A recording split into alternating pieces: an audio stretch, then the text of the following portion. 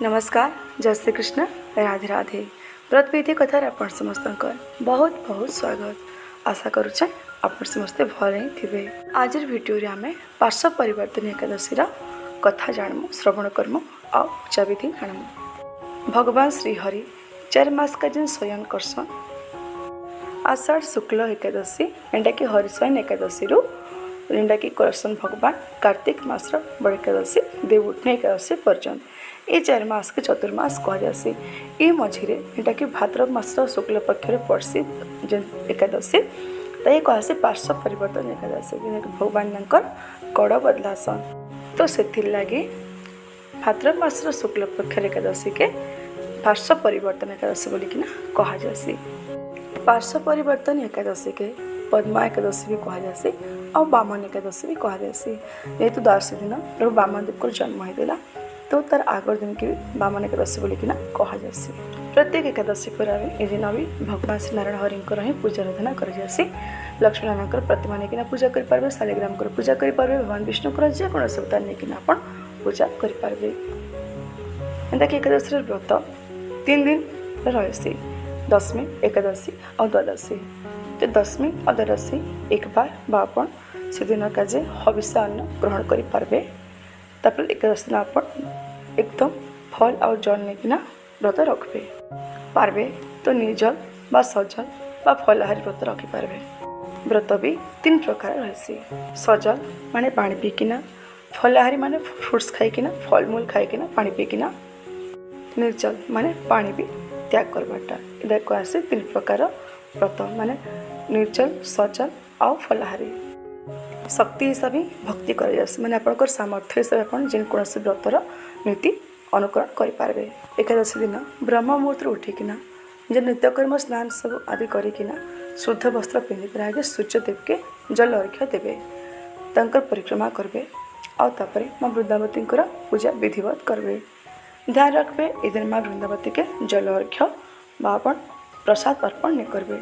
बाकी अपन पूजा करें, प्रार्थना करें, दीप जलि पारे, आरती भी करें, माँ परिक्रमा भी करें। भगवान विष्णुकर जेकोसी पूजा तुलसी अनिवार्य। तुलसी पूजा निहाती जरूरी। तुलसी की पूजा कले माँ वृंदावती पूजा ही प्रभु श्रीकृष्ण प्रसन्न है। एकादशी और द्वादशी तुलसी तुला नहीं जाए तो अपन आगर दिन दशमी दिन आप तुले देवे। जदि दशमी रविवार पड़ुचे तो भी से तुलसी चयन नहीं कराए तो अपन शनिवार दिन तुलसी तुलिका रखिने। जेहेतु भगवान पूजा भोग चढ़ावा लगे तुलसी निहाती जरूरी। माँ वृंदावती पूजा कर सारापर आप घरे पूजा गृह आप पूजा करेंगे। जब चाहिए तो मंदिर जाकना विशेष पूजा करके आसीपारे। आप घरे भी बहुत सुंदर भाव भगवान फोटो प्रतिमा रखिकिना स्नान करके आप पंचामृत शुद्ध जल जमुना जल भगवान के गंगा जल स्नान नहीं कराए ये जिन ध्यान रखबे। जदि आप गंगा जल स्नान करोछ तो मन में भाव आनबे कि आप जमुना जल स्नान करोछ। भगवान के आप हल्दिया कलर पुष्प चढ़ावे, हल्दिया कलर मीठा भोग लगाबे। भगवान के सब हल्दिया कलर बेसी प्रिय रही। धूप दीप गंध पुष्प नैवेद्य देकिना आप पंचोपचार पूजा करें। जदि आप चाहे तो ब्राह्मण डाकिना षोडोपचार पूजा भी करें। तो यहाँ भगवान पूजा विधि एवं चलो श्रवण कर्म एकादशी व्रत कथा। थरे भगवान श्रीकृष्ण के युधिष्ठिर महाराज पचराले, हे जनार्दन, हे माधव, मते भाद्रव मास शुक्ल पक्षर एकादशी विषय जानवा लगी इच्छा हो। तार पौराणिक कथा और पूजा केन्ता किना करसन मते दया करिकिना विस्तार पूर्वक पूछाबे। भगवान श्रीकृष्ण कहले, हे महाराज ध्यान पूर्वक श्रवण करन। भाद्रव मास शुक्ल पक्षर एकादशी कह जासी बामन एकादशी बा पार्श्व परिवर्तन एकादशी। ये एकादशी के पद्मा एकादशी भी कह जासी। एकादशी का परदिन ऋषि कश्यप और माता अदिति घरे बामन देव जन्म होता से लगे ये दिन के बामन एकादशी बोलिकिना भी कह जासी। ये एकादशी दिन भगवान विष्णुकर बामन अवतार पूजा करा जासी। पौराणिक कथा अनुसार असुरकर गोटे राजा थिले जार ना होचे महाबली, जे कि भगवान श्रीकृष्णकर परम भक्त थिले। से होचन प्रहलादकर पौत्र व नाती। प्रहलाद जे कि भगवान विष्णुकर बड़ भक्त थिले, तांको अनुकरण करिकिना तांको नाती भगवान विष्णुकर भक्त रहिले, तांको पूजा अर्चना कले। राजा बलि बहुत ही पराक्रमी आउ प्रजावत्सल और से बड़ दानी थिले। से बहुत सारा दान करुथिले। से निजके महादानी मानुले आ जिनिस घमंड जाइला बहुत ही से जिनिसर अहंकार थिला।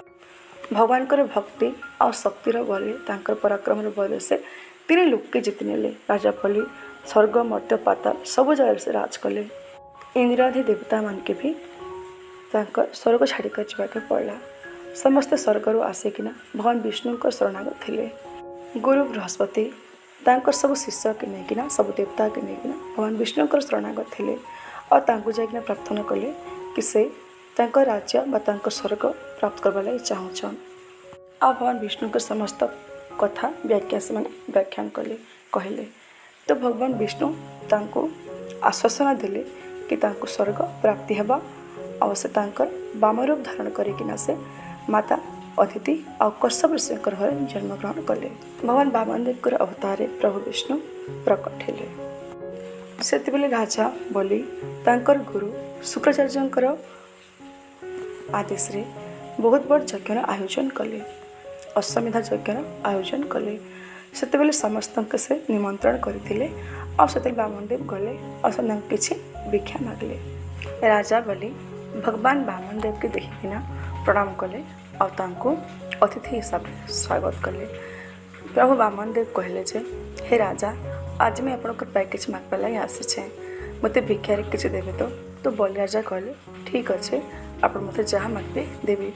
तो ब्राह्मण देव कहले माने वामन देव जे कि ब्राह्मण रूप ही आसते तो से कहले तो मत 3 पाद भूमि दरकार। तो राजा बोले ये कथा शुणिकिना हसले आ कहले मजाक उड़ाले कहले जे एते छोट ब्राह्मण माने प्रभु वामन देव तांकर अवतार माने से छोट रूप ही थिले वामन अवतार। एते छोट छोट पाद रे 3 पाद भूमि आपण किसी अलग मागन जिते मूल्यवान जिनिस मागले मैं आपन के देवी। केवल 3 पाद भूमि आपण काना करबे जदि आपण मागुछन तो किसी भल से मागन बा किसी मूल्यवान जिनिस मागन वस्तु मागन जेनटा कि मैं आपन के देकिना मैं निजे भी खुशी हेबी आपणकर से कौन जिनिस भी काम रे आसबा। वामदेव कहले जेहेतु राजा बलिंकर अहंकार के भागबार थिला तो कहले मते केवल खाली 3 पाद भूमि ही दरकार। तो राजा बलि एते राजी हुए तो भगवान तांकर विराट काया रूप देखाले और से गोटे पादरे समस्त ब्रह्मांड के नापी नेले पृथ्वी संगे। गोटे पादरे पाताल लोक के नापी नेले। गोटे पादरे आकाश स्वर्ग लोक माने 7टा जेन आम रही 14टा आम जे रही लोक सब लोक के से नापी नेले 2 पादरे। 3 नंबर पाद रखले जगह ही नहीं थाई। तो वामदेव कहले राजा बलि 3 पाद दे बोले कि ना कही 2 पाद ही है और 3 नंबर पाद में बढ़ावी तो कि रखबे।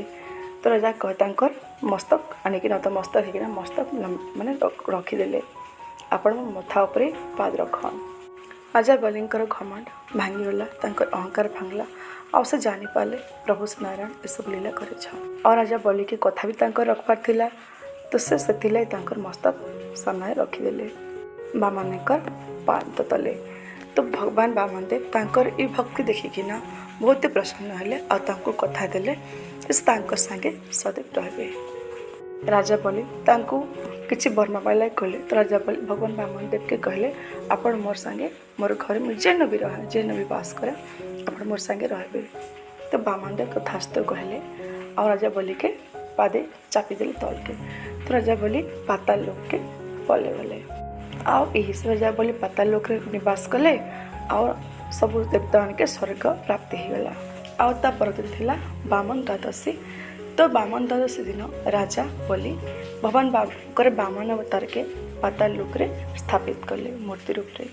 राजा बलिंकर भक्ति प्रभु प्रसन्न होकर जेन कथा थे तो से हिसाब भगवान विष्णु कथा रखवा लगे से राजा बलिंकर घरे 4 मास का रहसन। चतुर्मास आम कहसो भगवान जिते बेले जोगनीत जासन से समय के चतुर्मास कह कौन शुभ काम से लगी नहीं भगवान अनुपस्थित बेले भगवान उठसन जोगनीत भागसन बादल से आउ थे आसन पाताल लोक फिरसन से सब शुभ कार्य फिर से आरंभ जासी कार्तिक मासर शुक्ल पक्ष एकादशी। राजा बलि होचन 7टा चिरंजीवी भितर जड़े भगवान चिरंजीवी वरदान देछन जेनता कि हनुमान जी अच्छन सेमती राजा बलि भी आज भी पृथ्वी रे अच्छन से कलयुगर अंत तक रहे 7टा चिरंजीवी भितर राजा बलि भी जड़े। तो यही हिसाब से राजा बलि भगवान वामनदेव के तांकर भक्तिर शक्ति रे प्राप्त करि पारथिले। कहायासी एकादशी कथा व्रत कथा श्रवण कले हजारे गोदार संगे समान पुण्यफल प्राप्ति हेसी। अश्वमेध यज्ञ संगे समान पुण्यफल प्राप्ति हेसी। मनुष्यर समस्त पापर नाश हेसी और पुण्य बढ़ोतरी हेसी। एकादशी व्रत होचे मोक्षर व्रत। एकादशी व्रत कले मनुष्यर इंद्रिय संयमता आसी और तार भक्ति पथर से आगे बढ़सी। ये सब भगवान श्री कृष्ण महाराज युधिष्ठिर के एकादशी कथा विस्तार पूर्वक श्रवण करथिले तार महत्व और तार महात्मा सहित। एकादशी व्रत रखबार जिते महत्व रही एकादशी व्रत पारण समय से महत्व रही। तो एकादशी व्रत पारण समय हूँ 4 तारीख सकाल 10टा पर आप व्रतर पारण करेंगे। एकादशी समाप्त होगापर सूर्योदय गोटे प्रहर समय हूँ हरिवासर समय। तो से समय भगवान विष्णु पूजा आराधना कर व्रतर पारण नहीं कराए। आशा करुचे आज वीडियो आपको भल लगी। जदि भल लगी तो गोटे लाइक करबे, फ्रेंड्स फैमिली रे शेयर करबे। प्रतिविधि कथा नुआ कि आसते चैनल के सब्सक्राइब करने। आज लगी रही। जय श्री कृष्ण। राधे राधे।